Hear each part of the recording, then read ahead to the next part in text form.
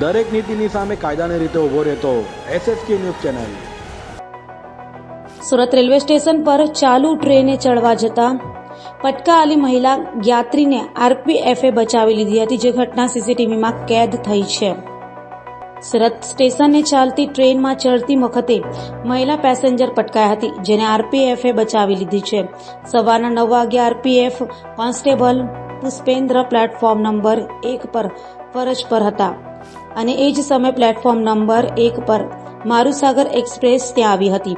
Train ઉપડતા જ એક મહિલા ચાલુ ટ્રેને ચડવા જતા મહિલા યાત્રા રેલવે પ્લેટફોર્મ અને ટ્રેન વચ્ચે આવી ગઈ હતી, જેને તાત્કાલિક કોન્સ્ટેબલ પુષ્પેન્દ્રે ઉગારી લીધી હતી, જે સમગ્ર ઘટના સીસીટીવીમાં કેદ થઈ છે।